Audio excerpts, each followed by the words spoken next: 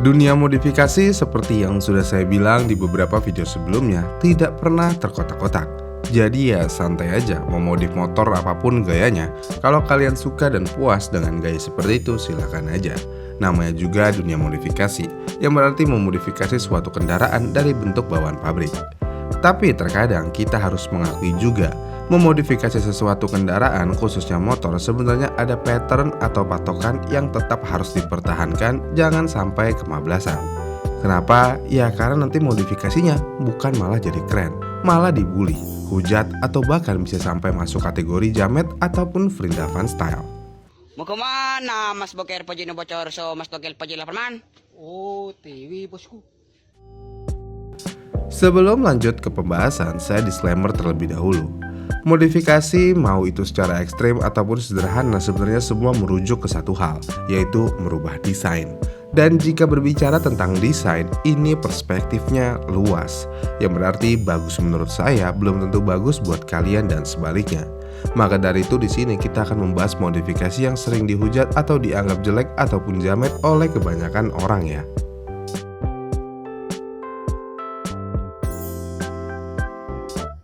Mungkin untuk saat ini modifikasi decals dengan stiker Thailand sedang naik daun karena anak-anak diesel melakukan hal ini yang pada akhirnya anak-anak motor pun mengikuti dengan melakukan decals ala-ala Thailand seperti anak diesel lakukan.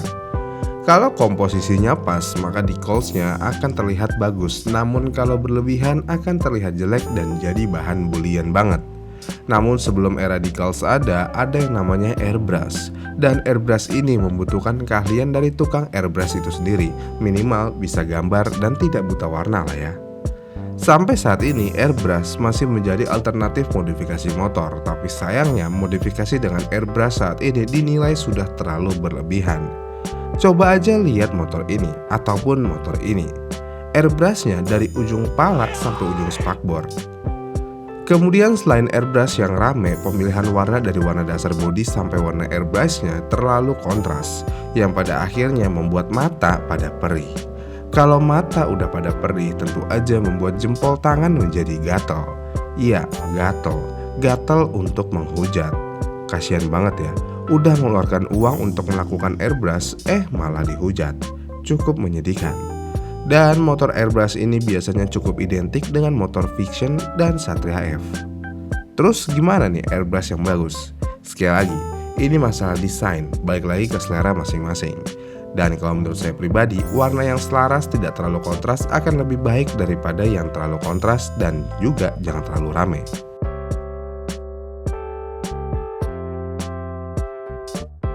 Motor kopling cc 150 sampai 250 memiliki kaki-kaki padat dari bawaan pabrik, tiba-tiba dibikin cungkring oleh ban cacing.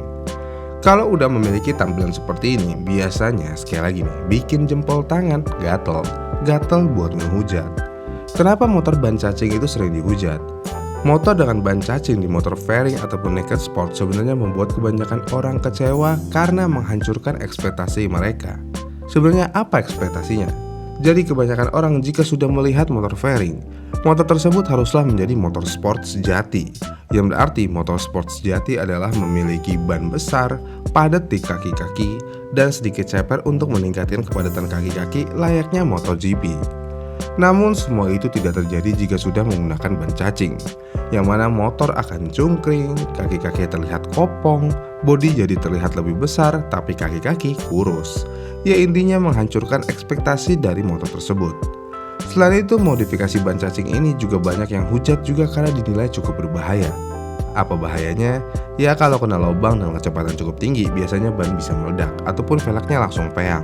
Dan kalau udah begitu motor biasanya crash. Mending kalau crash sendiri, kalau nyeret orang lain yang gak tahu apa-apa kan kasihan. Makanya modifikasi ban cacing biasanya cukup dihujat. Dan ini berlaku untuk motor harian ya. Karena kalau motor balap khususnya drag ya memang menggunakan ban ini. Jadi kayaknya kalau motor balap pasti bebas dari hujatan walaupun menggunakan ban cacing.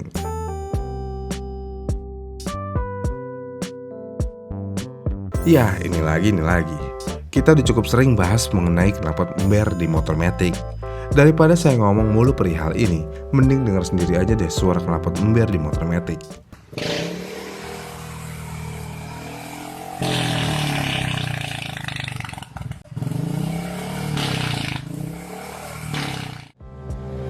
Gimana? Udah pusing belum dengar suara ember? Itu di headset, apalagi di jalan, makin-makin pusingnya. Kalau udah ada matic terus cuma modal knalpot ember, sekali lagi ini membuat jempol gatel, apalagi dia bilang minta disenggol. Jangankan disenggol, sama netizen dia minta dijorokin juga siap. Wah, bener ya kata kakak.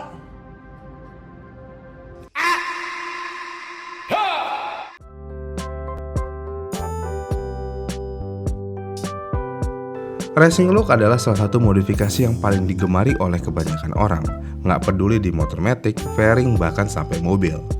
Racing look biasanya menjadi tujuan utama modifikasi ketika memiliki kendaraan pertama kali. Kenapa bisa? Memang harus diakui, modifikasi racing look itu bisa dibilang yang paling aman. Kenapa? Ya karena dengan modifikasi racing look yang proper nih, membuat motor menjadi lebih keren dan sporty. Tapi kalau racing looknya kelewatan gimana nih? Ya tentu aja membuat jempol tangan bergetar. Bentar, berlebihannya gimana nih? Jadi gini, modifikasi racing look dengan cara menambahkan aksesoris adalah sah-sah aja.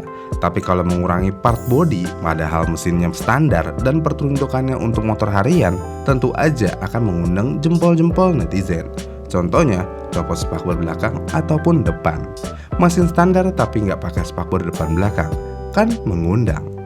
Selain itu, lampu belakang ataupun depan juga dicopot. Kalau udah sampai level ini, nggak perlu diundang, udah pasti auto ngetik. Kemudian kalau di motor bebek sayapnya dilepas nih, langsung kelihatan tuh rangka sama mesinnya. Apakah ini berlebihan? Tentu berlebihan dalam hal mengurangi bobot. Ya intinya memang kurang bagus kalau berlebihan. Jadi kalau mau proper sebenarnya gampang, simple dan sesuai pattern aja.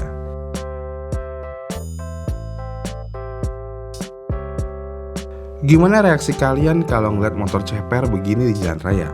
Ngeliatin, ketawa, ngehujat dalam hati, apa senang? Mungkin kalau kebanyakan orang akan melakukan semua hal tersebut sekaligus.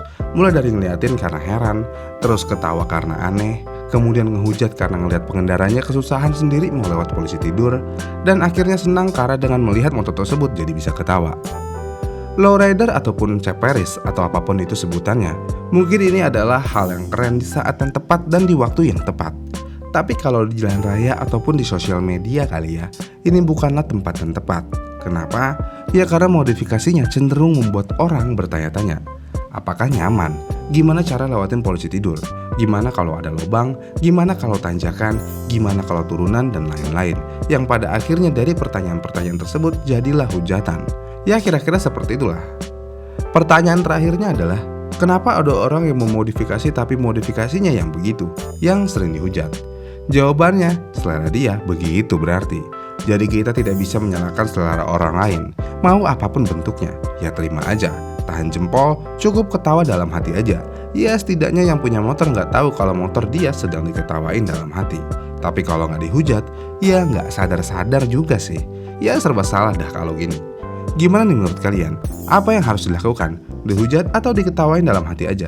Komen di kolom komentar di bawah ya. Dan jika kalian suka dengan video ini, kalian bisa like dan subscribe channel ini. Dan sampai jumpa di video selanjutnya.